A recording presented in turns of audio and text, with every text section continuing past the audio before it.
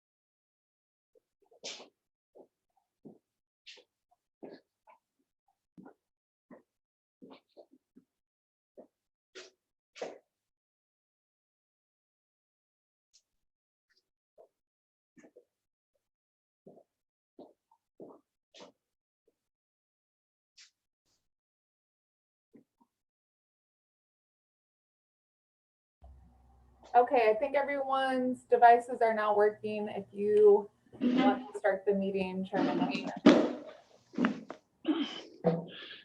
Is everyone here? I believe so. We'll bring the meeting to order. And Mr. Short, would you like to do the flag salute?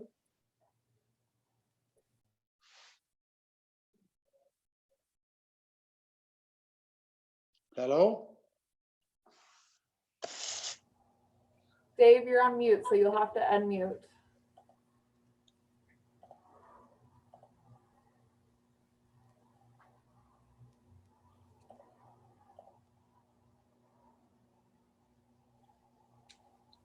Okay, now you should Okay. get. Okay, all right.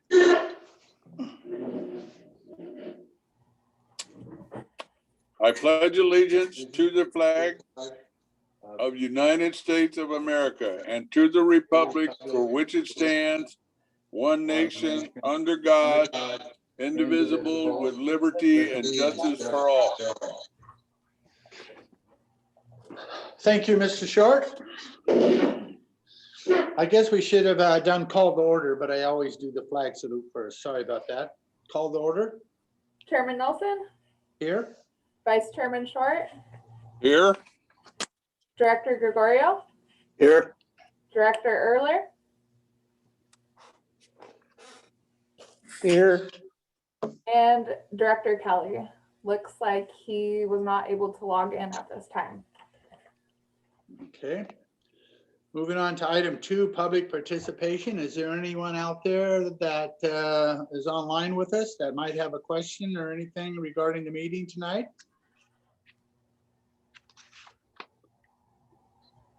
If none, we will move on to item 3. So it looks like we have our participant, looks like Thomas Barnes has their hand raised. So Colette, can you help me out with this to? Yeah, so I just, Thomas Barnes, you are able to talk now. If you can Okay, hear us. thanks. Thank you. I'll be attending the meeting via Zoom tonight. My question is that I think that we're going to be talking about the assessment a little bit later on in the agenda. And if that's true, then I'll have a chance to speak to that assessment later on in the agenda. Is that true? I'm quite sure there is room for that it's a pretty long agenda, but yeah, Well, I mean, my question is, I think the more appropriate time to ask you questions would be when the agenda item is being addressed before your group, as opposed to now. I agree 100%. You're correct. Okay, good. So I will just hold my questions until we get to the agenda item. Thank you. Okay, thanks. Okay, anyone else out there? If no one else, There's one more person with a hand raised, so I will allow that person to talk as well. Thank you, Colette. And can you hear us? I believe you're muted. Okay, there we go. Thank you. Hi, my name is Linda Sutter, and I'm here to discuss the issue regarding this, the ballots and who got them and who didn't. And so if you have a long agenda, I would suggest that you start with this agenda item instead of making everybody sit and wait, because that's what's the most important at this time. Thank you. all right, do we, rest of the board members, we want to go ahead and start listening to the people now then regarding the ballot? Or can we cover it now? Do we? Advise that, you know, this item on the agenda is just for public comment on on anything not listed on the agenda. So both of the members of the public are requesting to talk on items that are listed on the agenda, and so we'll should proceed through the agenda. All right, that we will do. Moving on to item 3.1, approve minutes of the regular meeting of May 10th, 2021. Do I have a motion to approve those minutes? If we're gonna make a motion instead of doing just a consent calendar, we need to open it up for any public comment on that item on the agenda first. So if anyone has any comments on that particular agenda item 3.1. I still, is that hand raised, Colette? Is that one that was already there, or is that a new one? I believe that's, yeah, that was Linda Sutter. Okay. Okay, so if anyone has any comments for item 3.1, this would be the time for public comment for that.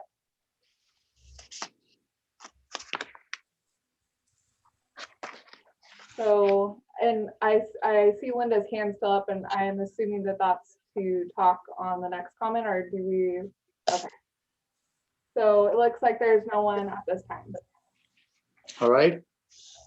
Do I have a motion? I make a motion that we accept the minutes as read. Okay. Do I hear a second? I second it. Any discussion? All in favor, aye? Aye. Opposed? Motion carried. Item 3.2, approval of warrant claims for period covered May 2021. So again, we just need to take public comment, and it doesn't appear that there's anyone out there that has a comment on this particular agenda item. So we can proceed forward. Okay. Do I have any question regarding claims? If not, do I have a motion to accept? I make a motion to accept. A motion has been made to accept. Do I hear a second? I second. Any discussion, further discussion? If none, all in favor, aye? Aye. Aye. I And ayes have it. No nays, so motion carried. New business, item 4, take action as necessary and appropriate. Chief, it says no new business at this time. Do you have anything? Nothing at this time under new business. Okay, we'll move on to item 5, old business. Item 5.1, amend election services agreement with the County of Del Norte for the handling, tabulation, and storage of ballots. Recommendations, receive staff report. You want to talk about that, Chief? Yes. So at the May 10th, 2021 regular meeting of the Crescent Fire Protection District, the board approved an agreement with the county elections officer to secure certain election services related to the handling, tabulation, and storage of ballots, and authorized Board Chair Nelson to execute that agreement. The election services agreement was then forwarded to the County of Del Norte for approval. The agreement was approved by the Board of Supervisors at their June 8th, 2021 meeting. The agreement was amended from the original agreement at the county and signed by Board Chair Howard with the following modifications. One, the agreement date was updated to match the June 8th, 2021 Board of Supervisors meeting and ratification date, which fell after the district board meeting date. Two, the agreement was updated to reflect the agreement between the Crescent Fire Protection District and the County of Del Norte rather than an agreement with the elections officer by name and title. And for three, in the recitals, section B, that section was amended with the following language: that the county through its election officer is qualified and willing to provide such election services pursuant to the terms and conditions of this agreement. So they just changed that and added the county through its election officer. And then section for number 4, section of agreement was amended with an indemnification item added to the agreement, which reads: indemnification to the fullest extent permitted by law, district shall hold harmless, defend at its own expense, and indemnify the County of Del Norte, its officers, employees, agents, and volunteers against any liability claims, losses, damages, or expenses, including reasonable attorney fees, arising from all acts or omissions of district or its officers, agents, or employees in rendering services under this contract. And then for item 5, the agreement signature page was amended to reflect the board chair of the Board of Supervisors as signer for the County of Del Norte. Adoption of the amended agreement allows the county elections office to continue forward and conduct the count of the ballots on June 15th, 2021, as well as store the ballots as required. The Board of Directors will formally accept and certify the balloting results at its regularly scheduled meeting on July 12th at 5 p.m. This meeting, the board shall hear and determine any and all controversies concerning the regularity of the balloting. The determination of the governing body shall be final. If a majority of weighted ballots returned are in support, the board will conduct a second reading and adopt ordinance number 21-001 on July 12th. And there is no change to the fiscal impact to the district from the updated updates reflected in the amendment agreement as we received back from the county. Okay. Any questions from the board members?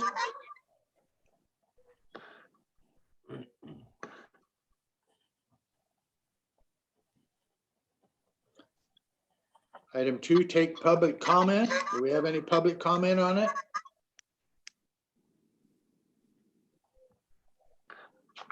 There doesn't, oh, no, we do have one hand raised. So this is for Thomas Barnes. I'm gonna allow him to talk now.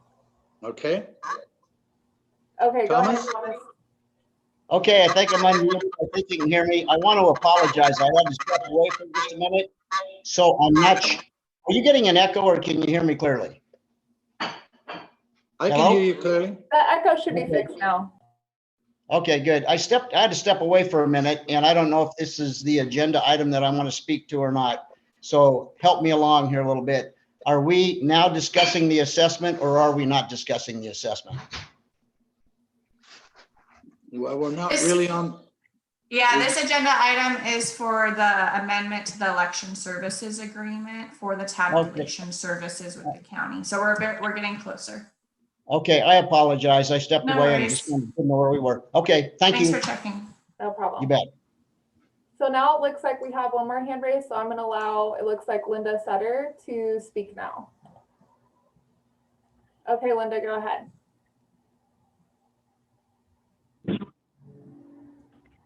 Yeah, this meeting is, I don't have access to a agenda, unfortunately. I'm in a hotel in St. Louis, Missouri, so I can't see what the hell you guys are doing over there.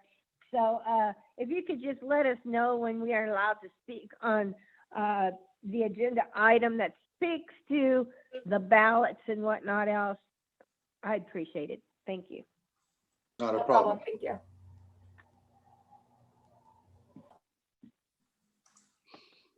Okay, anyone else out there?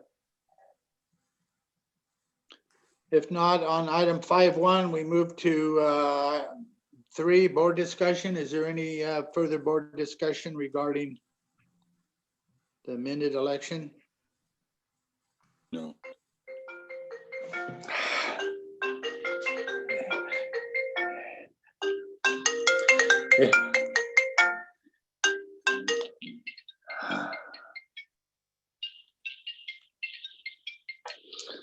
Had to turn my phone off. Sorry about that. Okay, we'll move on to item 4, consider and approve amended election services agreement by a motion. Is that something that we want to take a poll motion on, or? It doesn't need a poll though, just a motion and a second. Okay, do I have a motion to accept approve the amended election service? I think Jim earlier, or Director Earlier is trying to talk, but he's on mute. Oh, you see his lips moving? Yeah. Okay. Well, tell him I can't hear him. He's trying.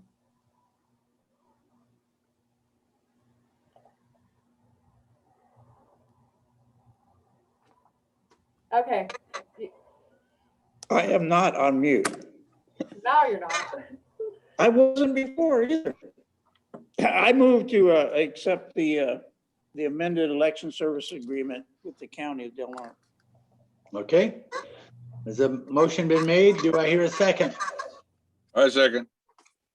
As a second, any discussion, further discussion on it? If not, all in favor, aye? Aye. Aye, opposed? Motion carried. Okay, item continuing on, receive staff report and presentation. Is that something that you're gonna handle, Chief?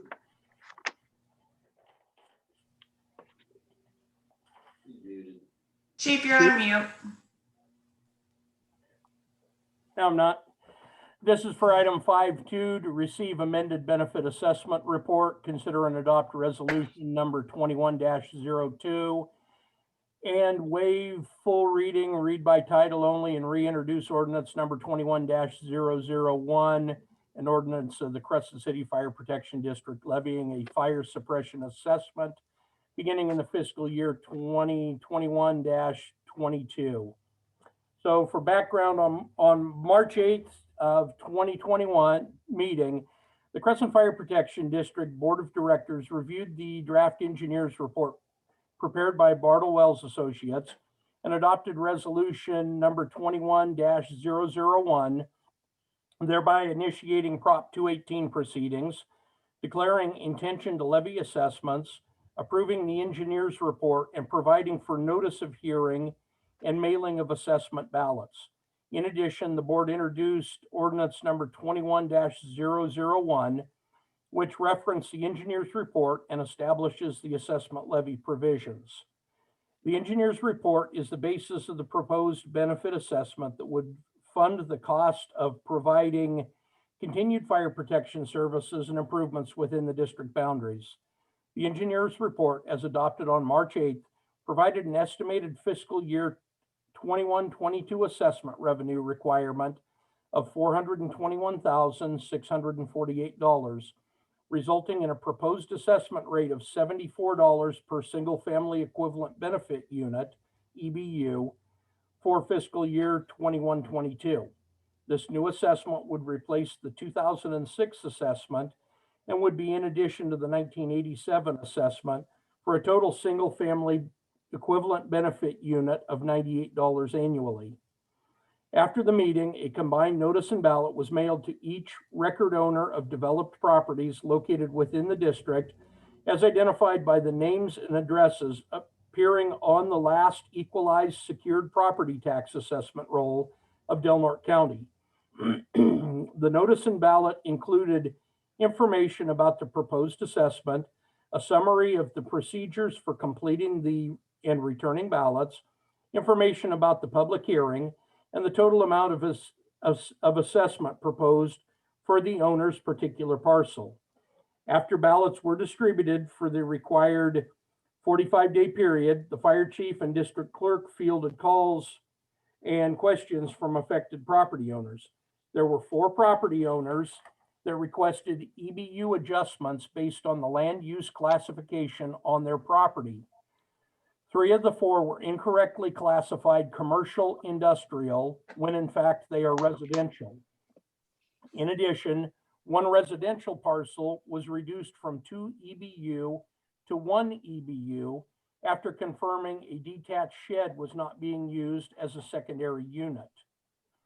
Changes to these 4 parcels has a total revenue impact of negative $244.20. Therefore, the estimated fiscal year 2021-22 assessment revenue requirement would change from $421,648 to $421,404.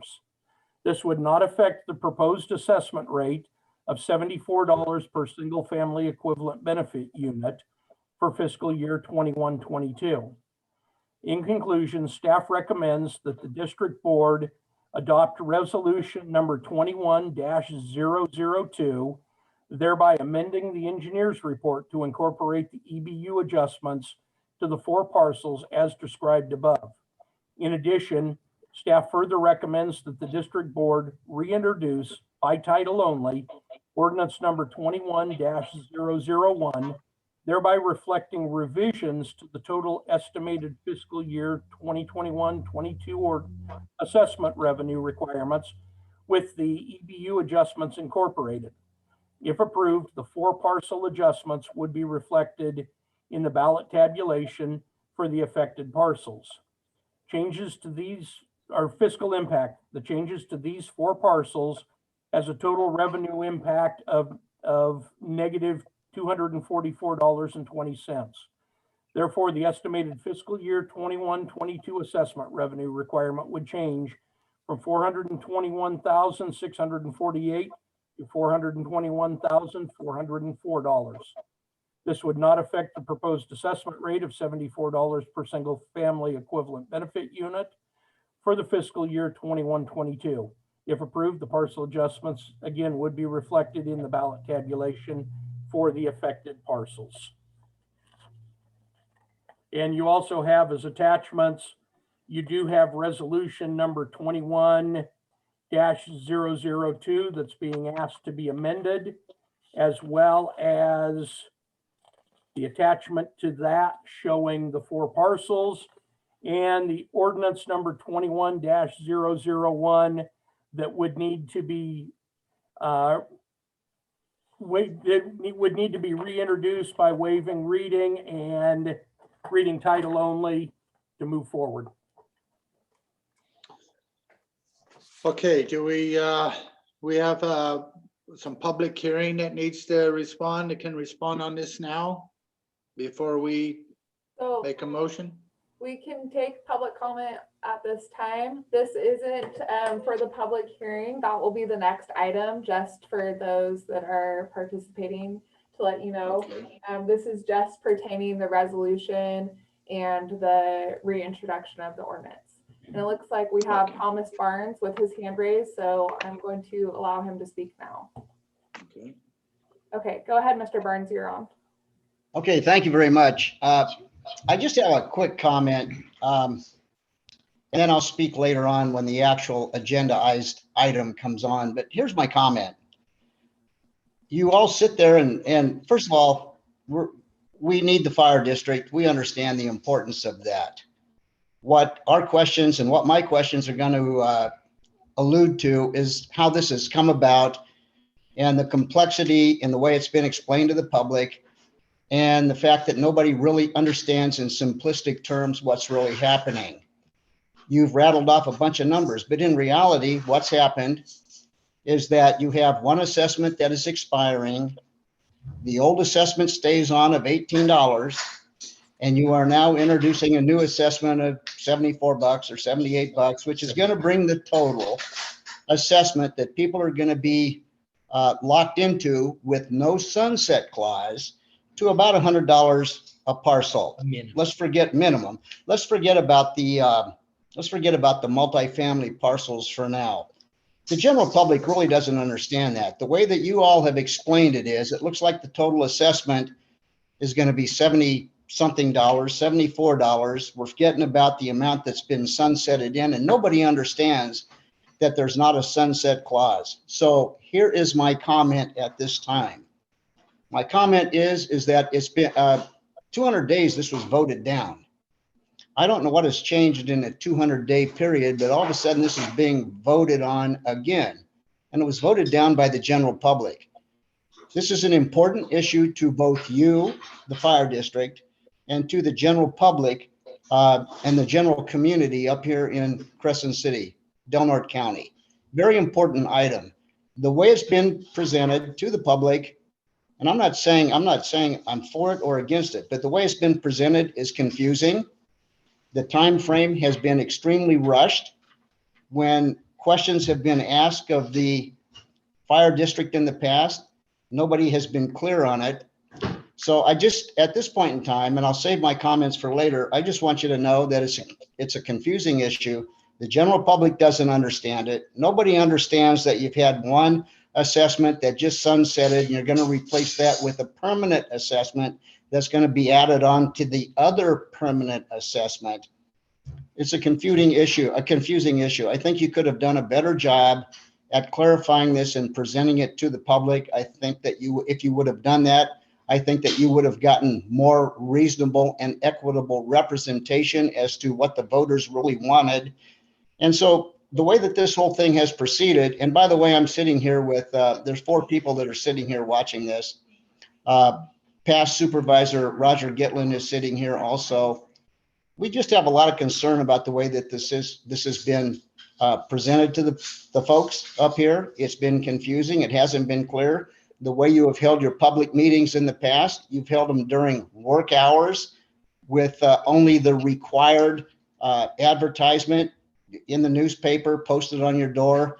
We've had very poor attendance because people, I have people walk up to me all the time and say, gee, have they had any public hearings on this yet? And the answer is it hasn't been advertised properly. So as you can tell, there's a lot of concern over the way that this is proceeded. So I'll save the rest of my comments for later when we get to the item, but thank you for allowing me to speak. Okay. All right, thank you. So next, it looks like we have one more hand raised here, Linda Setter. So I'll allow her to speak now. All right, Linda, you are on. Once again, I apologize. I am confused.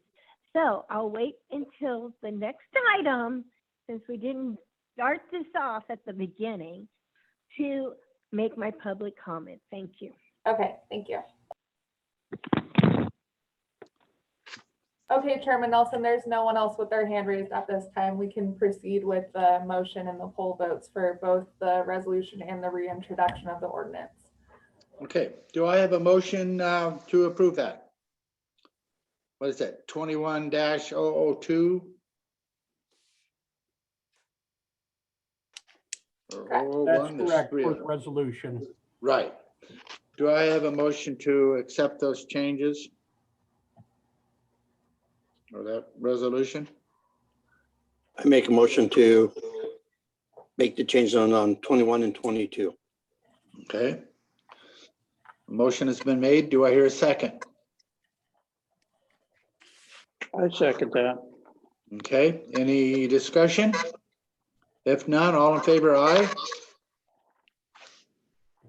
Aye. Aye. Aye. Opposed? Aye. Motion carried. Now, Okay, do we have an, I'll need a poll vote for that one and a poll vote for the next one as well. So I'll poll vote for resolution Okay. 21-002 at this time. Chairman Nelson, yay?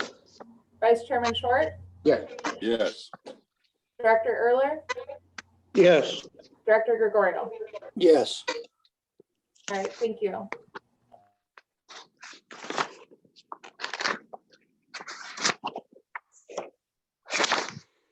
That, you're gonna do a, go ahead and do a poll vote, or do we have to have the motion first? For the Now we need second. to have a motion for the ordinance 21-001 for the reintroduction. Okay, do I have a motion to accept that?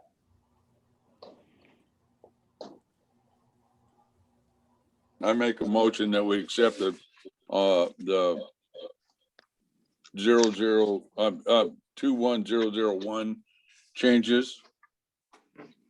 Okay. Do I hear a second? I'll second that. Okay, any discussion? No discussion, all in favor, aye? Aye, Aye. Aye. opposed? Aye. Motion carried. You want to do a poll vote now? Yes, so poll vote for the reintroduction of ordinance 21-001. Chairman Nelson, Yes. Vice Chairman Short, Yes. Director Ehrlich, Yes. and Director Gregorio. Yes.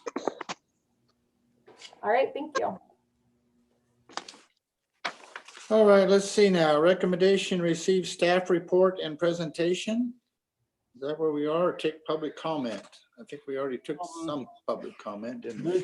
This one, Chair Nelson, would be item 6.1. And Okay. the first item that'll have to happen with that will be for you to open a public hearing, Okay, and then we will provide a staff report. okay, it is time for the public that's out there to call in and ask us questions and Okay. And Answers. Chairman Nelson, I'll go ahead and give the report, and then that way, then you can take public comment, and we'll go right down through that list if you're good with that. sounds good. All right, so this is the item conducting a public hearing for the proposed fire protection and emergency response services benefit assessment of the Crescent Fire Protection District.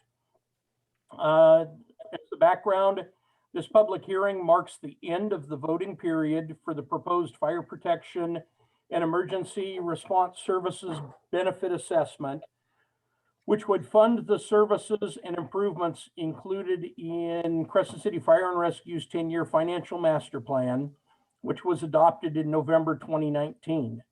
In recent years, funding has been inadequate to maintain volunteer department services with the staffing needed to keep up with the increase in calls and needs of the community. Excuse me. In absence of additional funding, it is estimated that the Crescent Fire Protection District would exhaust its limited reserve funds within a 2 to 3 year period while trying to maintain the current level of service the residents have come to expect. The 10-year financial master plan identified priority actions and funding needed to create a sustainable fire department, including expanding volunteer staffing programs, apparatus equipment replacement, volunteer recruitment, training, and increased administrative capacity, with the goal of aligning its core programs and services with the needs of the community so as not to overserve, and most importantly, not to underserve those needs. Based on these identified needs, the district board hired Plan West Partners with subconsultant Bartle Wells to complete an engineer's report. This report, attached to the previous agenda item, is the basis for the proposed assessment rate for single-family benefit unit, where a single-family benefit unit is $74 per year. This new assessment would replace the 2006 assessment and would be in addition to the 1987 assessment for a total single-family equivalent benefit unit of $98 annually, an increase of $56 per year. Spread over an entire year, the $56 increase is less than $5 per month. The total $98 assessment value would equal just $8.17 per month. Through the staff report, we have a small diagram showing single family as 1 per unit at $74, multifamily and mobile home 0.8 per unit at $59.20, and commercial industrial 1.1 per 2,500 square feet for $81.40 per 2,500 square feet. It also shows that there's a maximum annual assessment of $1,000 per parcel for all customer classes. As shown, the proposed assessment rate for a single-family equivalent benefit unit, EBU, is $74 per year. Multifamily and mobile homes would be assessed at 0.8 EBU per unit. For improved commercial, industrial, and governmental parcels, the assessment would be assigned a weighted factor of 1.1 EBU per 2,500 square feet of building space. The maximum annual assessment would be capped at $1,000 per parcel, which applies to all customer classes regardless of EBU. The total estimated amount assessed to the entire area subject to this assessment would be approximately $421,404 per year, beginning in fiscal year 21-22. The assessment requires majority approval by property owners, with ballots weighted based on the relative special benefit to a property in relation to a single-family home, the type of property, and its size. Ballots were mailed 45 days in advance of this hearing to owners of properties within the district boundaries that would be subject to this assessment based on the most recent county records. Owners of properties that would not be assessed, including undeveloped parcels, were not mailed ballots. Each ballot included the total assessment proposed for the owner's particular parcel and a summary of the procedures applicable to the completion, return, and location of the public hearing. Individuals who own more than one property within Crescent Fire Protection District that would be assessed were mailed one ballot for each property parcel. Each ballot is weighted by the amount of the assessment it represents. To be counted, mail-in and in-person assessment ballots must be received by the close of the public hearing on June 14th, 2021 at the Washington Station. For those wishing to drop off their ballots prior to the hearing, should deliver them to the elections office at 981 H Street, Suite 160, Crescent City. In addition, the district clerk and the county registrar will be on site during the public hearing to accept in-person ballots. If you lose your ballot, require a replacement, or want to change your vote, call the Crescent Fire Protection District at 707-464-2421. Voting procedure: the property owners subject to the new assessment have the opportunity to vote for or against the new assessment as part of the mailed ballot proceeding. Only official ballots, which are signed and marked with the property owner's support or opposition, will be counted to determine if majority protest exists. A majority protest exists if, upon the conclusion of the public hearing, ballots submitted in opposition to the assessment exceed ballots submitted in favor of the assessment. In tabulating the ballots will be weighted according to the proportional financial obligation of the affected property. If majority protest exists, the assessment will not be imposed. If there is no majority protest, the assessment may be imposed beginning in fiscal year 2021-22. Tabulation of the returned ballots will commence after the close of the public hearing by the Del Norte County Elections Office. Tabulation will be conducted on June 15th, beginning at 10 a.m. in the Board of Supervisors chambers, 981 H Street in Crescent City. The Del Norte County Election Office, County Registrar, will handle all ballots, conduct tabulation, and retain all ballots in their archives for a minimum of 2 years. For certification of results, the Board of Directors will formally accept and certify the balloting results at its regularly scheduled meeting on July 12th at 5 p.m. At this meeting, the board shall hear and determine any and all controversies concerning the regularity of balloting. The determination of the governing body shall be final. If a majority of weighted ballots returned are in support, the board will conduct a second reading and adopt ordinance number 21-001 on July 12th. As a fiscal impact, If approved, this assessment would provide a higher level of fire protection and emergency response service by increasing the staffing levels to nationally recognized standards and provide for improved apparatus and equipment replacement. The assessment would generate approximately $421,404 per year beginning fiscal year 21-22. Loss of the existing 2006 benefit assessment represents a revenue loss to the district of $110,000 annually. The loss of revenue without a replacement funding measure will significantly impact the district in its ability to deliver fire and emergency response. With a lowering of response services from current service levels experienced by our community.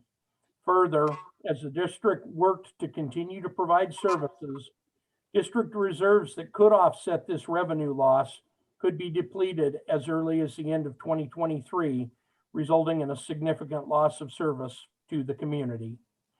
That's what I have currently as a staff report, Board Chair Nelson.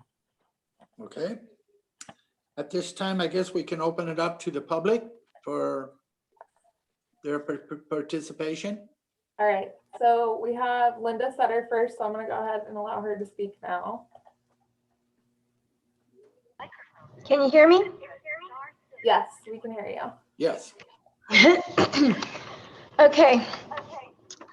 Last Thursday, Chief Gillespie stated to the Republican women, the apartments behind Walmart, which are referred to as Summer Place and Hidden Creek, and which are welfare exempt, would receive votes for this election. I would like to know how many votes they are going to receive. Additionally, at 4:48 California time today, Brian Stone from the Harbor District sent me an email which resulted in a telephonic call. He received 0 votes for the Harbor District, which I find outrageous, especially since in October they had hundreds of votes to fill out. So what is going on here? And let me remind you, in October, the same thing happened to Mr. Barnes. He didn't receive his vote until somebody informed him there was actually an election going on. So you folks, we've got some real problems here with this election. I don't see anything good coming from it. Additionally, you are charging $74 for residential families. That's quadruple the price of the $18 assessment that is sunsetting in December. You're expecting us to pay for everybody, including your flat fee rates, quadruple the price. Unfair. And lastly, I would like to say, how many parcels will receive the $1,000 flat rate according to the engineer's report? Does anybody have that answer? Hello? Yes, 15 are subject to the $1,000 maximum assessment. How many? charge. 15. 15? Thank you very much. By the way, Ms. Metz, I'd like to also say you don't know your job very well. Thank you very much, folks. Have a nice evening.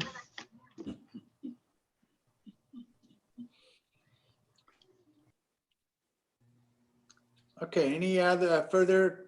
Tony, are you out there? Yes, he is. I'm gonna allow him to speak at this time. So go ahead, Mr. Barnes, you are now on. Okay, thank you very much for allowing me to speak. Am I limited to 3 minutes? I'm just curious. Yes, sir, you are. Okay, so let's just address the obvious. I mean, we just voted on this 200 days ago. It was voted down. Let me ask you this. What has changed in the period of 200 days for this to appear on the ballot again? Why are we voting on this again? Are we voting on it again because you were not successful in passing it last time? Is that it? Anybody got an answer? Curious. Chief, do you want to answer that or do you want me to? Chief? Basically, we brought it back after the failed attempt in the fall We were in a direct time frame with the county and the city's measure. We had a lot of input that people thought, well, if they voted on the county measure, that affected or reflected back to the fire district, which it didn't. And with the failure of the assessment and the looming economic loss that was coming forward after discussion and going forward with an engineer's report, it was critical for the district to go forward and move forward with another attempt. And this time when we didn't have direct competition from the city and the county. It was a cleaner time frame. The overall issues were still there. And so the district did need to look for the economic revenues coming back in. Okay, I understand the response to that. My question is, do you, as a group of people, tax-paying people, do you guys really think that this makes sense for you to reintroduce the same subject within less than a 1 year period? I find that to be ludicrous, to be honest with you. And my question would be, if it doesn't pass this time, are you going to be introducing this within another 6 months again? Don't answer it. Okay, next question. Who do you report to, you guys? Who does this fire district report to? Who's your boss? The supervisors. So you work directly for the Board of Supervisors? No, actually, I would like to respond to that. I mean, this is an independent special district. This board is the governing body for the fire protection district. So you're speaking So who do you report to? who's in charge. Who's in charge? Do you report to nobody? Do you make your own decisions? Is that it? Who are you accountable? Who are you accountable to? This district board is accountable to the public it serves. To the public it serves. Okay. So if we don't like what you're doing, then we can complain or we can engage you in a lawsuit. Is that way? Can we dismiss you? Can we fire you? Can we recall you? It's an elected district board. So yes, these board members are elected positions. Okay, so we have the latitude.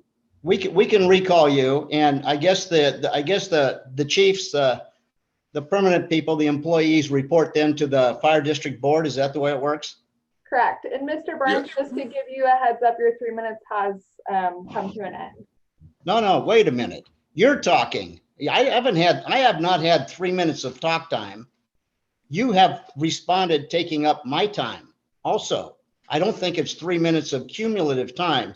So if you don't mind, I'll continue on for just a little bit. I don't have a lot of questions, but I'm curious as to how this takes place, why you think you can bring it up again within a 200-day time frame, and I'm curious as to who you all report to. Now, one final question, and we can kind of move on. As you can sense from the tone of these questions from the public, there's a lot of concern about the way you've proceeded with this and who you report to and whether you've proceeded in a responsible manner. Okay, who determines if multifamily parcels are going to be capped at $1,000 and only going to be allowed a certain number of votes? Did you, the fire district, send those ballots out to the multifamily parcels? Did you send out the exact number of votes to the multifamily parcels, or did somebody else do that, or was it not even done? Can I suggest, Mr. Chair, that you ask for all of his questions to be submitted at one time, and then you can respond afterwards, and that way you won't get into issues over who's speaking for 3 minutes and who is not. I'm not going to do that at this point. I'm going to object to that. And I will just tell you that I am raising valid objections to what you're doing. I'm not going to submit them to you. We'll object. The recourse for us, you've already answered my questions. The recourse for us is that if we don't like the way you're proceeding, you can be recalled or you can be engaged in a lawsuit. That's what I'm understanding. And if the public does not agree with the way you're proceeding, then I guess the course of action for us would be to engage you in a lawsuit and to seek an injunction to stop this process that has not been adequately pursued or legally pursued. Legally, I'm just going to say questionably pursued. Okay. So I think you've explained it to me. There's a lot of controversy and questions out there, but I will go ahead and give my time up at this point, other than to say I question the whole process. And I think you've explained to me the way you're organized and the way that this can be pursued after your vote that you have brought up again in a 200-day period after the last one was voted down by the public. I question the legality of what you're doing.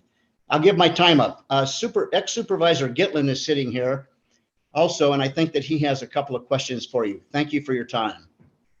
Yes, may I ask some questions and have a fresh 3 minutes, please? I don't know the rules on using somebody else's Zoom link, but Well, I guess I could call in separately. I happen to be sitting here. I think if the board is okay with it, we can proceed with you having your own separate 3 minutes on that shared account. I'm okay with it. Nelson, is that okay? I don't have. Okay, let me proceed. Let me say, this is a very disturbing hearing that I'm hearing from you. You have a stopwatch on us when there are so many unanswered questions. It baffles me and it boggles my mind.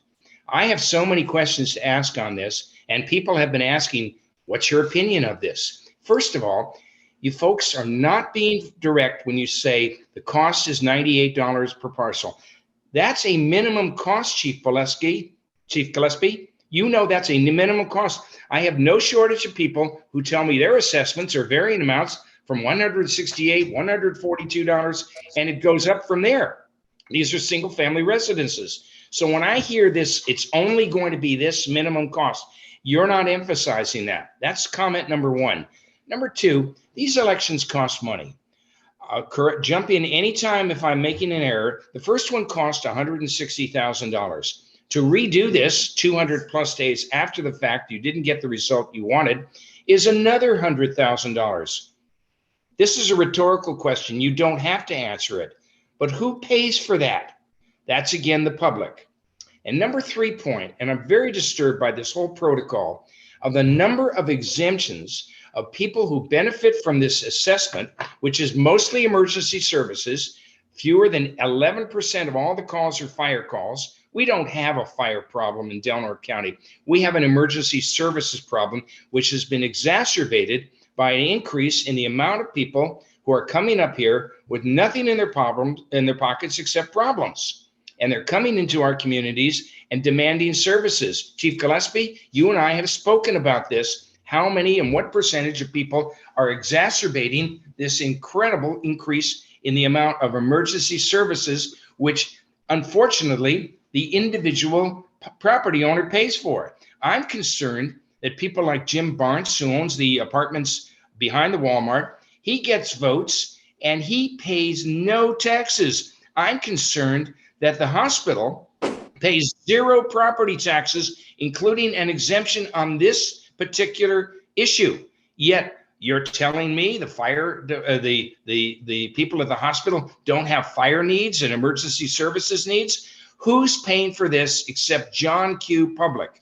This whole process is patently unfair, and you are talking to a beleaguered public who has been assaulted by an increase in taxes from every which way. Transient occupancy tax, sales tax increase county, sales tax increase city.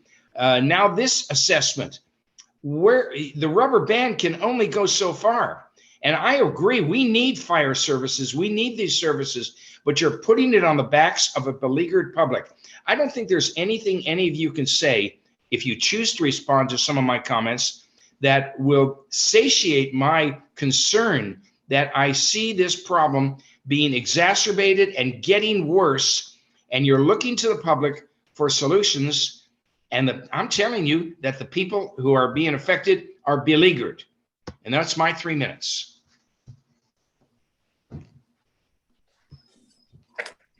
All right, thank you for your comment. Let's see if there's anyone else out there. which there appears to be no other public comment at this time. Chairman Nelson. Yes. Do we have anyone else? Nope, there appears to be no other public comment at this time. Okay. Chief, do you want to respond to some of his questions? I could just reiterate that Mr. Gitlin and I have discussed the homeless problem. As he knows and he's aware, approximately 10 to 12% of our calls are related to the homeless population. The other side of it, I know in the previous assessment we discussed it, and there was a point in time where in that discussion, you know, being able to look toward where those services were used was thought to be a good choice. I don't have the totals to answer the question in front of me. Possibly Vanessa or Colette has the totals. We definitely did not spend $160,000 in the last attempt, and we definitely have not spent $100,000 in this attempt, but I don't have the numbers right in front of me handy. Yeah, I don't have the approximate numbers, but I know that this time around it was around 41,000. Colette, you can correct me if I'm wrong. And then last go around, I don't have the approximate numbers, but that is something that if anyone has questions for the exact numbers, they can be email, and we can get that back to you within the 10-day period, and we'd be more than happy to do that.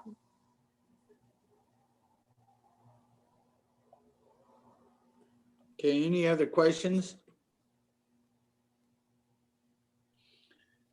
If not, we will move on to. I'm sorry, we have one more hand raised. Okay. It looks like Linda Sutter has her hand raised. I know she didn't use her full 3 minutes last time, so if the board's okay, I'll allow her to speak at this time. Okay. Linda, go ahead. Hi, thank you again. Listen, you know,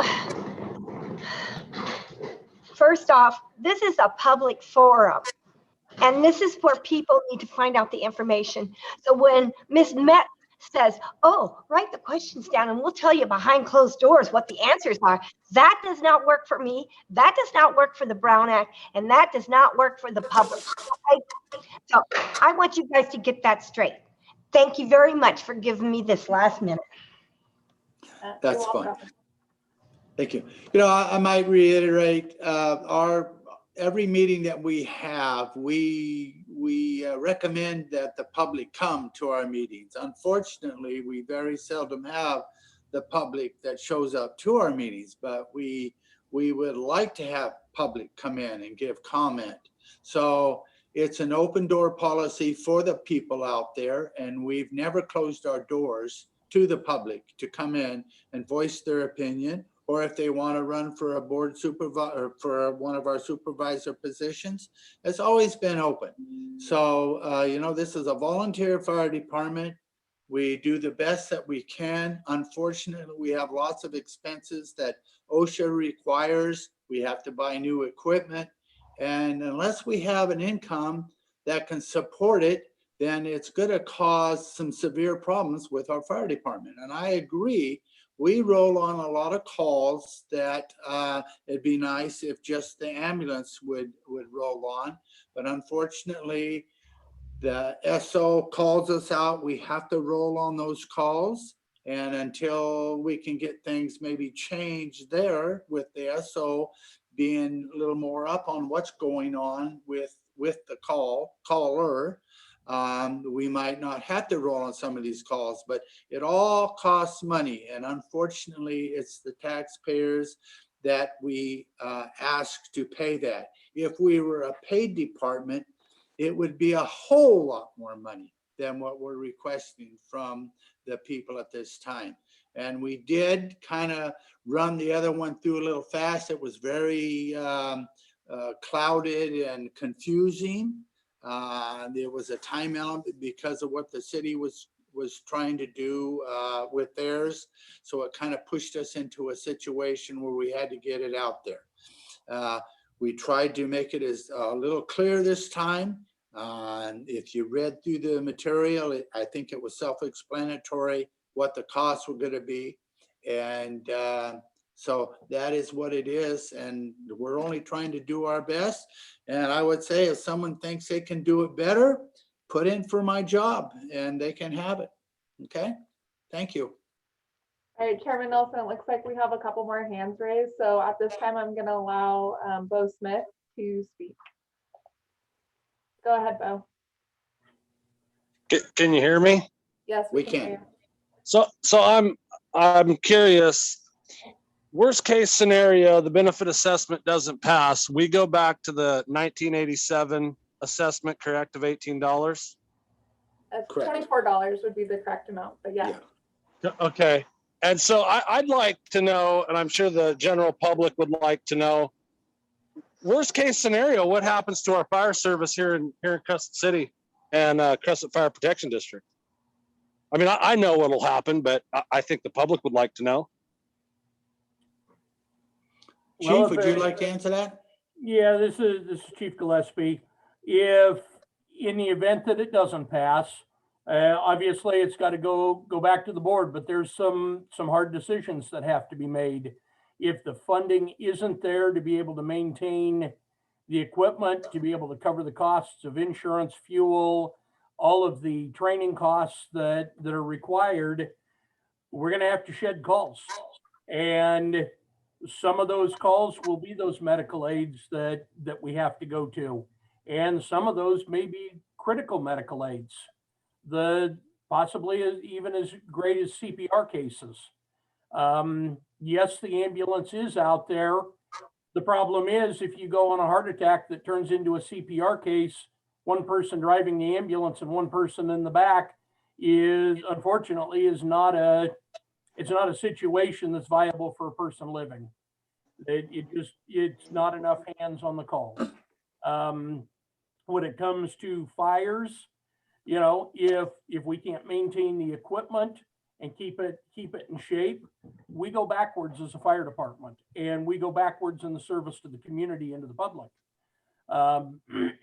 It's got the potential. Not all insurance companies play with it or utilize it, but some look at our readiness rating.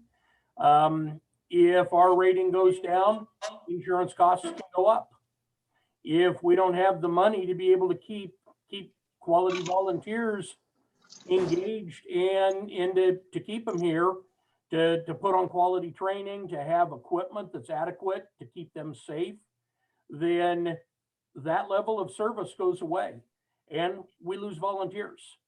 If we don't have the funding, and definitely 1987 funding level does not cover the costs or cover the bills in 2021. And so it's ugly. The services that we provide are the services that have come to be and are expected across the nation out of the fire service. We've got so many other call types outside of fires that we go to that nobody else goes to. The gas leaks, the down power lines. Who gets called when a tree falls on a house?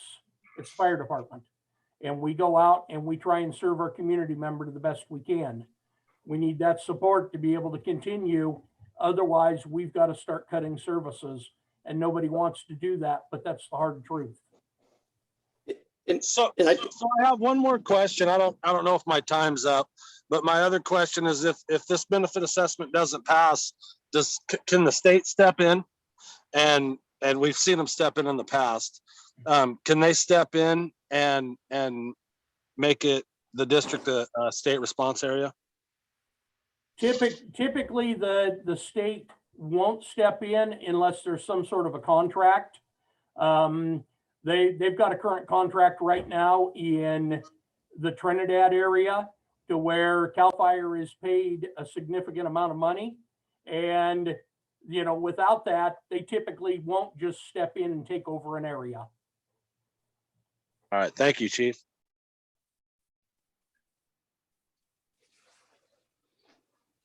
Thank you. Is there anyone else out there? Yes, it looks like next we have Darren Short with his hand raised, so I am going to allow him to speak now. All right, Mr. Short, you are on. Thank you very much, board, for allowing me to speak. On this line of talking about what services would be reduced if the board had to make hard decisions, I wanted to speak to that. I've been a volunteer fireman on this department for over 30 years, and in that time, we have provided what we hope to be an exemplary service to the community. And in that time, we had speaking to our response to medical calls. We have had our local emergency services agency, oversight agency, the North Coast EMS, has contacted us in the past and asked, what in the world are you guys doing? And at that time, it wasn't Bill Gillespie at the time was our chief, it was John McFarland. North Coast EMS asked what in the world we were doing. And John questioned him, what do you mean, what are we doing? And they said, we have never had so many field saves in such a short amount of time. And we want to know what you're doing right. And we were very proud of that. And it was a big reason for us to pat ourselves on the back and know that we were doing something that was right for our community, that in the 5-county area that North Coast EMS looks over, they were contacting us to find out what we were doing for our community that was making such a difference, because they wanted to spread the word and tell people what we were doing that was having such a positive effect on emergency medical services in our area. I don't know how else to say it other than to just communicate that, what they were seeing as an oversight board, looking to Delaware County in the Crescent City Fire and Rescue area, and asking, what in the world you were doing. I don't know how else to say it as to what a testament is to, what a fire department is doing and doing good things for their community. Now, looking at that question from that agency, that is a testament to what Crescent Fire Protection District is asking to the public.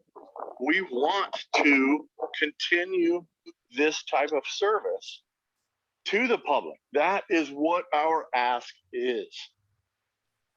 So I just wanted to say that in my mind, we are doing the best we can for our community. We fully understand that a paid fire department would be a ton of money as an ask, and we're not asking for pardon me, I'll turn that down, we're getting a call right now. We're not asking for a fully paid fire department. We are asking for one person to be paid, to be on 6 days a week. And the idea behind that ask is to continue this level of service that we are giving. Mr. Short, to I'm the sorry, county. I don't mean to cut you off midway, but we're past your 3 minutes, and just to keep it fair for everyone, we need to wrap it up. I'm sorry. I was not aware that I had taking up my 3 minutes, and that is pretty much all I wanted to say. Thank you to the board and to those who have chimed in. I just wanted to say that this is what we're trying to accomplish, and I will end my public comment. Thank you very much. Thank you. It looks I- like. I'm- Oh, sorry. Go ahead, Okay, Chairman. I might butt in there and add for what Darren was saying. You know, there's times when the ambulance might be out on other calls, and we get a call, and there's been times when we have actually saved a life because the ambulance wasn't able to get there in time, and we showed up and brought that person back to life. And how important is a life, you know? So we do our best, and we have saved many lives where they would have not been alive today. So that's another kudo for the fire department. It looks like we have one more person with their hand up. I see it's Thomas Barnes again, which he's already been allotted his time for public comment. If the board wishes, I can allow him to come back on to say his piece, or if somebody else is there. He said he had several other people in the room with him, so that's up to the board if they would like to allow that. We're here. Okay. Yeah, I think we should allow him time. Okay, Mr. Barnes, you are on. Thank you. Thanks very much for allowing me to speak again. And it was very interesting to hear everybody's comments about the intent and the desire of the fire department to do a good job. We all agree with that. Okay, we all recognize the fact that you're needed and we want to support you. Here's my question. Let's just get down to the brass tacks. And you said a couple of things. You said that you work for us. So, and you also said, one of your members said, I think it was maybe you, Jim, you said that you had enough reserves to continue your present level of service for the next 2 or 3 years. So that's the first thing that I would like to ask. Do you have enough reserves to continue your present level of service for the next 2 to 3 years? I don't believe for 3 years, Chief. Is that it? Well, that's good enough, Jim. I don't need, that's good enough. Yeah. So you probably have enough reserves to continue your present level of service for 2 years. So let's continue. Possibly, yes. Okay, good. So let's continue. So you say you work for the general public, the people in the community, and that your mission and charter is to provide the best level of service that you can. Let me ask you this. Have you ever formed, since you work for us, the community, have you ever formed a committee that's made up of the general community, people like myself, that can overlook your budget, your revenue, and your expenses, and to give you our input as business people and to accept our comments as to the way the revenues are raised and the expenses are spent? Have you ever done that? No, we have not done that. We do request people to show up to our meetings and that have questions and give suggestions to us. And in Okay. our own minds, we try to do the best we can for not I get it. floundering, spending I money. get it. I get it. I understand you're trying to do the best. What I request is this. It's very simple. You have enough reserves to go for 2 years. I think you need to form a committee that's made up of people within the fire department and people from the general community to sit down and to take a look at your budget and to ask legitimate questions to see if there is a way that it can be improved. Let me move on. So I suggested a committee. The third thing that I propose is that why don't you analyze the way that you I've seen situations where homeless people have entered in a call, and I've seen 5 different vehicles there. I've seen the police, the sheriff, I've seen the fire captain and fire trucks and an ambulance. Is it really necessary that you roll 5 vehicles to all calls? I don't think so. So let me just summarize because I see the timer clicking by real quick. I'm down to 20 seconds. You've got enough reserves to go for another 2 years. So you don't have to pass this vote this time. You can go about it and pursue it in a better fashion, number one. Number two, you need to form a committee that's made up of yourselves and the general public to take a look at your budget and to see if it can be refined and operate more effectively. Number three, I think that you need to revise the way that you respond to calls so that you don't roll a bunch of unnecessary resources that drive up the costs of the public, and that you only roll resources that you need. Those are my comments. My recommendation is this: pull the vote.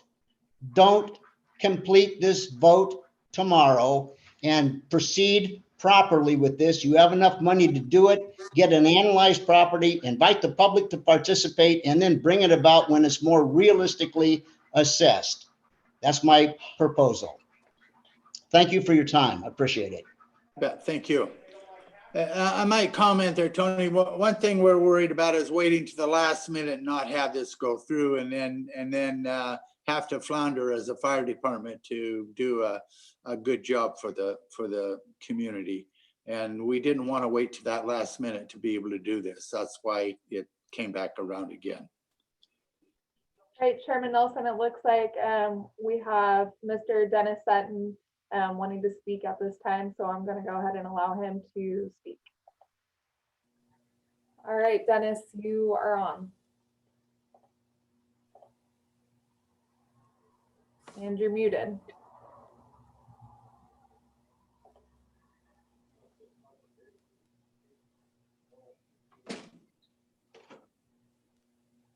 Dennis, can you hear us?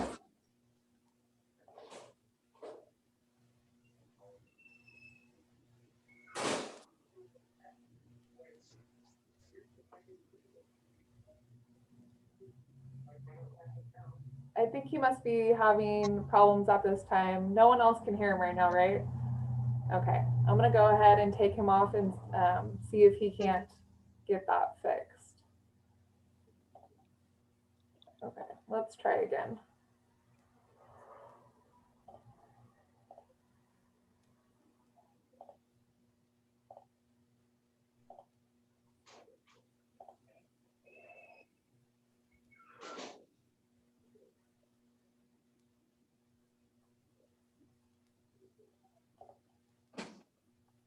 Dennis, are you on now?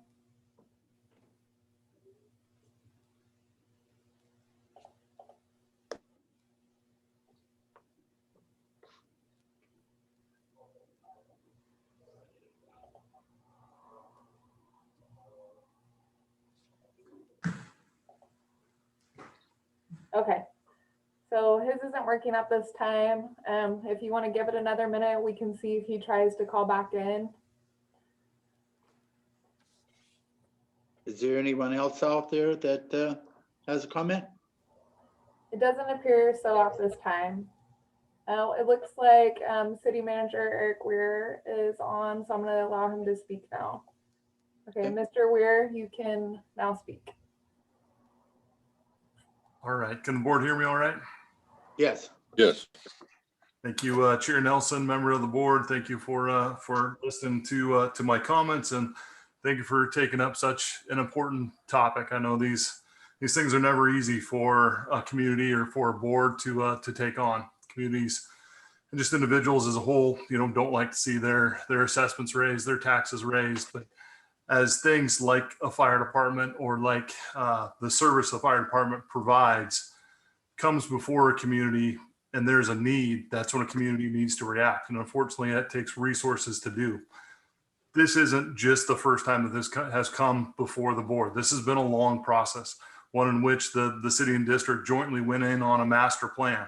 That master plan evaluated the full needs of a fire department to be able to provide the services that this fire department's been providing for a long time to this community. It was decided that we didn't want to see that level drop. As such, there were certain resources that were identified. Those resources are, I believe, what this benefit assessment is trying to obtain. And that was the same on the city side when we talked about the fire portion of Measure S, is what did we need to provide to this fire department to provide for that level of service for this community? This didn't just come about for a want. It came about because there was a need. We lost a dedicated chief. That was Chief Steve Wakefield. We all swore we would never let that happen again. Steve worked tirelessly for this community. He worked 7 days a week. He worked 24 hours a day. He responded to every call. We don't have a structure that is sustainable even currently now. We are so fortunate that we have Chief Gillespie in the role. Chief Gillespie works 4 days a week, 24 hours a day. He's then augmented by battalion chiefs that have full-time day jobs that pick up shifts throughout the weekend. We've been operating this way for years now, since Chief Wakefield had his medical emergency and ultimately lost his life because of it. What we're asking for now, or what the board is asking for, I believe, are the resources from this community so we don't have that situation again. So we have a sustainable department so we can provide those services. So I just want to thank the board for their consideration, and Chief or the board, if you wanted to articulate anything or add to those comments, feel free. But those are my comments. So thank you. Thank you very much, Eric. Any other comments? There doesn't appear to be any more comments at this time, Chairman Nelson. Okay. Chairman Nelson, this is Chief Gillespie. I think just to tag on with what City Manager Weir talked about with Measure S at the city and with this assessment process at the district, something for people to remember as well is Measure S, a portion of Measure S, the sales tax that was passed last November in the city, that goes to help cover the operational costs for fire response within the city limits. That's separate from the fire protection district. The fire protection district is on their own to look toward funding. The Measure S, it's part of the process that helps the ultimate master plan, but it covers the costs for the city because it's also spread through other focuses.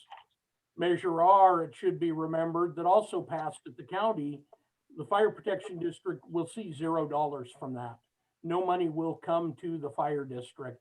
So realistically, it's left up to the fire protection districts to try and find their own means of securing funding to be able to go forward and to provide the level of service to their customers and to keep going and to try and plan for the future rather than trying to plan for the past.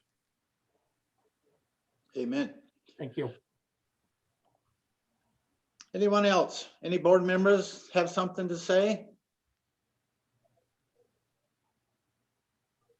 If not, we will move on to, let's see, where are we? Item 7.1. Item 6.1? 7.1. 7.1. We still, just to step in, we still need to request a final submittal of all ballots and close the public hearing. And then we have to continue tabulation of ballots, and I can provide information on that. But we do, after board discussion, we do have to request a final submittal of all ballots and close the public hearing. So Board Chair Nelson, I would recommend that the board have discussion and then be able to close that public hearing. And I can prompt on that when the board has finished discussing the matter.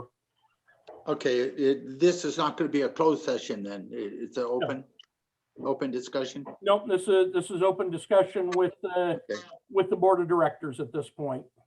Okay. Do I have any comments from the board members? No. Well, I for one would like to say I've been on the fire department a long time myself. I know some of the other board members have been on the fire department for a long time too. I put 29 years in as a firefighter, and I'm still here as the chairman of the board. We do our best to try to be conservative. We have tried to pay off the building quicker to save interest money. I think we've done a good job to efficiently cover the costs the best we can for the public. And like I said, we always have our doors open for the public. I think, Tony, you had a good idea. If we could get people to get involved, that's the biggest thing. people don't seem to care. A lot of people don't even know that we are a volunteer fire department. I think they think we're a paid department, and we're not. The volunteers spend a lot of time here practicing and getting good at what they do. And it's kind of a thankless job at times, but they're here to do their best and serve the community. And unfortunately, it does cost money. And that money can only come from the people. And they're voting on it now. And if they choose not to vote it in, then we'll have to come back maybe in a year. But right now, we're trusting the people that they care enough about the fire department that they will keep us going at the level that we're used to going. It costs money to keep a fire department going. Truck engines are very expensive. Everything costs money. So that's kind of what I have to say. So I appreciate the people's concerns out there. Anyone else, the board members? Jim, I've got something to say. I've been with the fire department. This is Joe Gregory. I've been with the fire department for 33 years. And this is something that we're, in Crescent City, Crescent Fire, we've been pretty proud of what and how we serve the community. And something that Mr. Barnes have brought up is that, when we respond to a medical call or when we are dispatched through 911, we have no idea who we're responding to, whether it's a citizen, a homeowner, whether it's someone that's homeless or what, we have no idea. We just respond. And I can tell you in the last year, we have made significant changes the way we respond. We have no control on how the police department responds or how many they respond. We have no control on how the sheriff's office responds. And we definitely have no control on how the ambulance responds. So what we have put in place since COVID and prior to COVID is if there's a medical call, the chief responds and an engine or the rescue responds, and that's it. So you will not see 4 or 5 rigs on the road responding to a medical. So we've made pretty significant changes. We've also made some changes into responding into whether it's a beach fire, whether it's a homeless shelter fire, whatever it may be, that the officer responds, and then we go from there on how many vehicles or how much equipment do we need. And one thing that, we're pretty proud of is our out the gate door, out the shoot time, to have a volunteer department and to have the officers that we currently have today and to be able to respond from the time we get a call and have an engine on the road anywhere from 5 to 7 minutes on a volunteer department is pretty impressive. And I know it's tough times, it's hard times. We've worked pretty tirelessly to try to get this benefit assessment fee to pass with the support from the community. And we do understand the concerns that you folks have. Yes, there's things we could probably have done better. We could have probably done some more research, but we're at a point that, if we don't do something, and if this doesn't pass, we are going to have to make some changes. We may shut down a fire station. We may cut several medical calls that we respond to and so on. The other thing too that people don't realize is that in today's world, in today's age, it's tough to get volunteers. I can tell you that if we don't respond to what we've been responding customly, we're not going to have volunteers. No one's going to join the fire department to respond to a fire once in a while. And we do respond to a lot more, whether it's a propane leak, whether it's this weekend I had duty. We had two instances where we've had battery issues, smoke detector issues, carbon monoxide issues, and so on. So for you folks to think that, we're only responding to 10% of fires is not correct. It's more like about 50 to 60% what is fire related. And from then, it goes on. So I think, again, it's really important to really think about what our volunteers do. How often do they do? We're definitely not doing this for the pay because you know what? You're getting paid $5 to $10 per call. So we've got a pretty proud department. We've got some proud folks that have been here 30 plus years and some younger folks. So I think, again, it's pretty important to really understand what the fire department does. That's all I have to say. Thank you, Joe. Any other board members?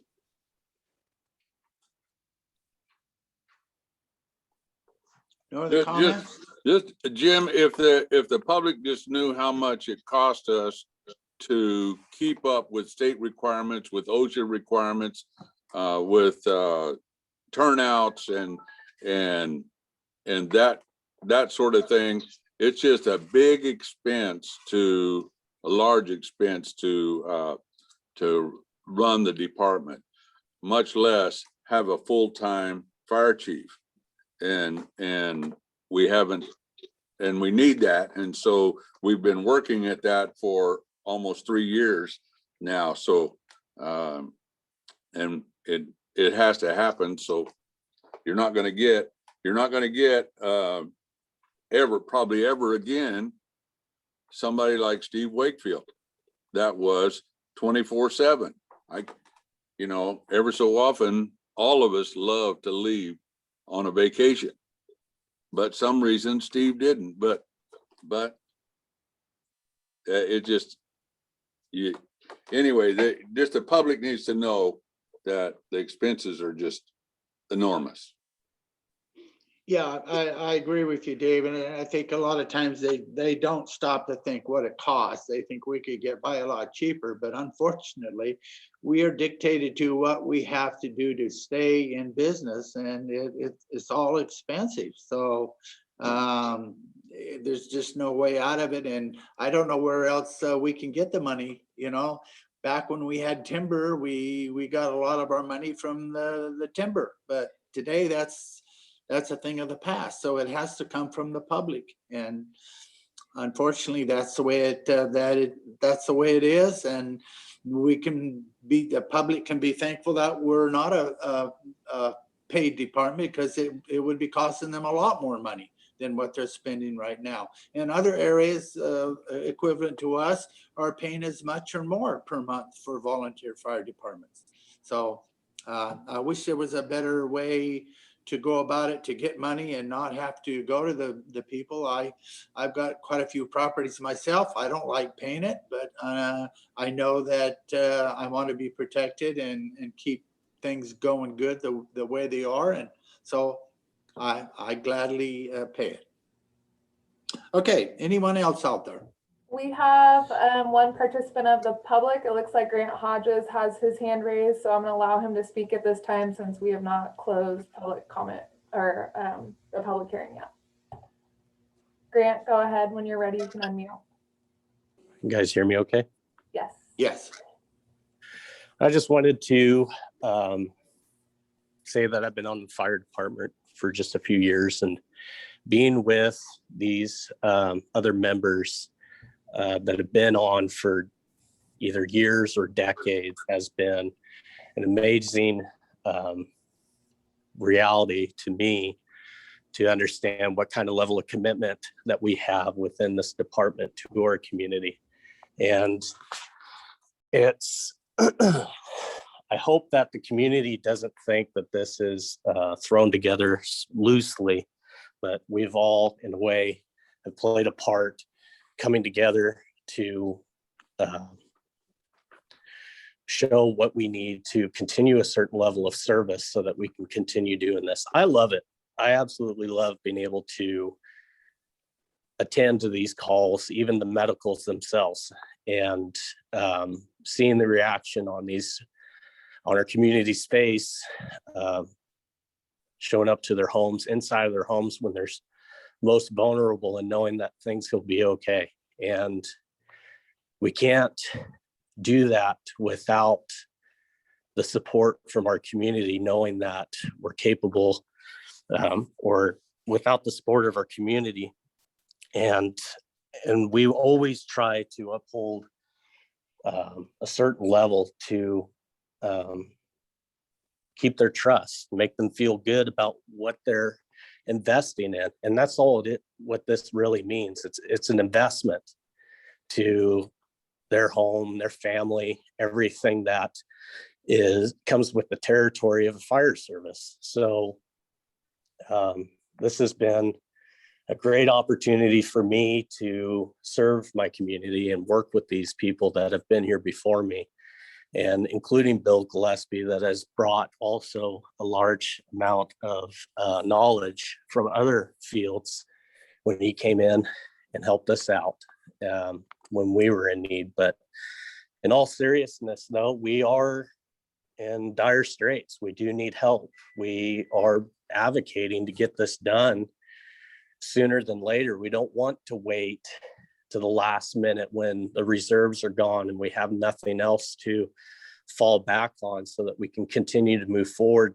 so that you guys can, the community can count on us and still continue to maintain a level of service that we want to provide to our community.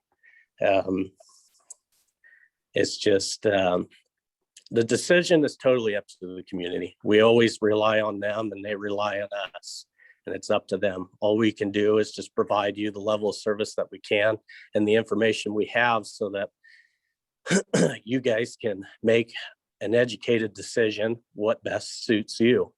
But until then, we'll carry on and do the best we can for you until we see the results. So I thank you for the 3 minutes, and God bless you, and thank you for your time.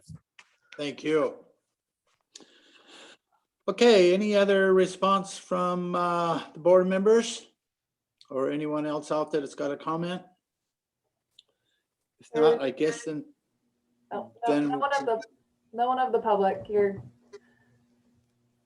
Okay, so now we go to voting for closing the ballot section. Yes, Chair Nelson, I would recommend request the final submittal of all ballots and then vote to close the public hearing. Okay, at this time, we will request all the ballots. So if you haven't got one in, it's going to be a little bit too late. And we are now going to close the hearing to close it, I guess. And ballots will be counted tomorrow at 10 o'clock by the city. the county will be. Or the county, Yes. okay. Do we Yes. have to have a vote on that or anything, a motion? Why don't we just to keep it clean if it comes in question? Okay. I I make a motion that we request final submittal of all ballots and close public hearing. Okay, motion. I second it. And we had a second, by who was the second? I seconded Joe Gregorio. Okay. Any discussion? All in favor, aye? Aye. Opposed? Motion carried. Our ballot. All right, and as a reminder for the community, that tabulation of the returned ballots will happen tomorrow, June 15th, beginning at 10 a.m. in the Board of Supervisors Chambers, 981 H Street in Crescent City. There is a Zoom link. It will be broadcast. And then also, if according to the final tabulation, ballots submitted against the assessment exceed the ballots submitted in favor, weighted according to the proportional obligation of the affected property, a majority protest exists and the Crescent Fire Protection District shall not impose the assessment. The Board of Directors will formally accept and certify the balloting results at its regularly scheduled meeting on July 12th at 5 p.m. At that meeting, the board shall hear and determine any and all controversies concerning the regularity of the balloting. The determination of the governing body shall be final. If a majority of weighted ballots returned are in support, the board will conduct a second reading and adopt ordinance number 21-001 on July 12th. Thank you, Chair Nelson. Thank you. Okay, we will now move on to item 7. Chief, that's your part. Responses occurred between 5/1 and 5/31. All right, for the month of May, the responses within the city limits of the city of Crescent City, we had a total of 34 responses. And responses within the fire protection district, we had a total of 98 for a total count for the entire zone of 132 calls for service in the month of May. And I believe with that, as Director Gregorio talked about, some of that is a reduction of what we were seeing a year ago. And I believe a component of that is the work that we've already done with dispatch and through the sheriff's department to help work with them and give them better guidance on screening of what is truly a 911 emergency medical call. You betcha. Okay. Item 7.2, thank you letters for, I don't know what that was regarding. Yeah, we received a couple of letters in the mail. One of them was directed to me on May 19th by Del Norte Ambulance and said, Del Norte Ambulance Incorporated wishes to offer its support to the Crescent Fire Protection District Benefit Assessment request for fire protection and emergency response services. More than 3 decades, our service and the Crescent Fire Protection District have worked together to provide emergency services to our community. We understand the service that CFPD personnel provide. Today, we believe it's critical that parcel owners support the district's effort to fund equipment, vehicle replacement, and ongoing firefighting and emergency response training. With proper funding, fire personnel in Crescent City will be able to respond to all hazards in a community 24 hours a day. With an independent citizen oversight committee, taxpayers can feel confident this money will be spent only on vital needs. Sincerely, Ron Sandler, paramedic president. And then the second, we received a thank you letter from Crescent Senior Estates on May 17th. And it said enclosed, you'll find a donation in the sum of $150. I would like to personally thank Dennis Sutton for his personable demeanor toward the public. I appreciate the quick response and attention regarding the certification of our park fire hydrant. Thank you, Nathan Fiesel, owner and manager. Yeah, very nice letter. That was nice of him. And then the final item under Chief's report, normally at this meeting in June, the board would have taken up and weighed out and discussed the preliminary budget. But because we've got a couple of things hanging out there, one being the outcome of the assessment and the other being finalization of the city's budget and the costs that get shared between the city and the district, we are looking toward the board to find out availability between now and the end of the month to be able to adopt a preliminary district budget.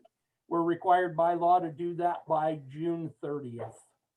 So just to put that, if anybody's got a time frame that does not work for them, if you could let us know, or if you could coordinate with Administrative Assistant Duncan, then we can go through and get that one set up before the end of the month so we can adopt the preliminary budget. So we will be coming back in session before the end of this month, is what you're saying? Yes. We're hoping if everyone's available, we could do June 21st. If all the board members are available for next Monday to adopt our prelim budget.